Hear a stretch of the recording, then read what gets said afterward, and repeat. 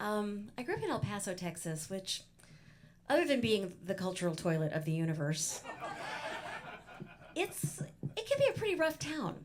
And there were like knife and chain fights in the parking lot at lunchtime at my school. And then there were the guys. So I landed in El Paso in 6th grade. My dad was in the Army and we moved around a lot before that. And I was the least popular kid in school because I was really shy and I was new and very self-conscious about that. And I made friends with Patty Patterson and she picked her nose. But she was really nice to me and I wanted to be her friend and I didn't appreciate how the other kids were really mean to her. So one day on the playground, they were making fun of Patty and me, and I went up to them with all my might and I said, "Shut your mouths!" And from then on, through the rest of high school, that was my nickname. Shut your mouths. Shut your mouths. And it was okay with me because I knew what those kids were made of. But it was painful at the same time. I wore my hair straight down, long dark hair straight down in front of my face so that no one could see me, could see my face. And I was afraid to let anybody see any of my body. And I spent a lot of time alone. But, you know, if I could go back and talk to that girl, I wouldn't tell her that everything was going to be okay. I would tell her she was great, just the way she was. I learned the truth at 17, that love was meant for beauty queens and high school girls with clear-skinned smiles who married young and then retired.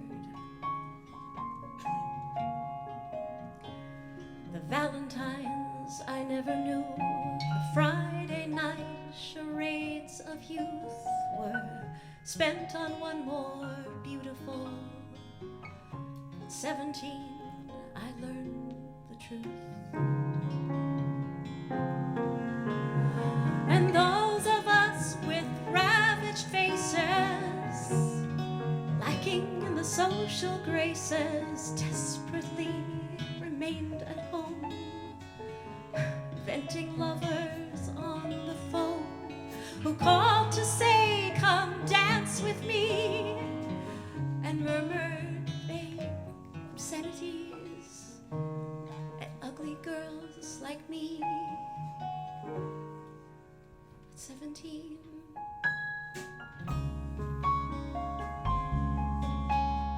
a brown-eyed girl in hand-me-downs whose name I never could pronounce said, "Pity please the ones who serve, they only get what they deserve." And the rich relationed hometown queen who marries into what she needs with a guarantee of company and haven for the elderly. Remember those who win the game and lose the love they sought to gain in debentures of quality and dubious integrity.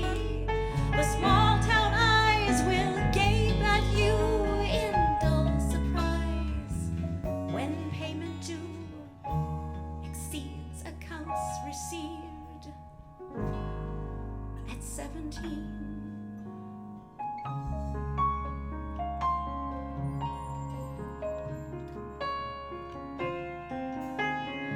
to those of us who knew the pain of Valentines that never came, to those whose names were never called when choosing sides at basketball. It was long ago and far away. The world was younger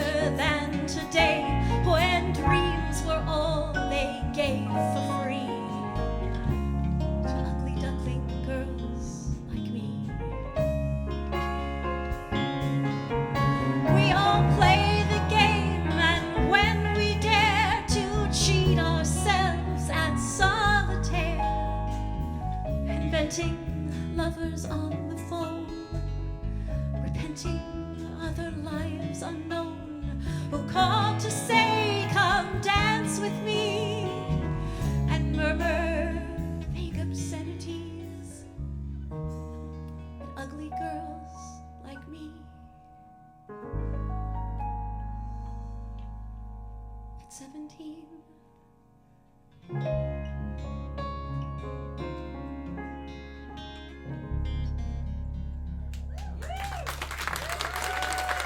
Janis Masterson.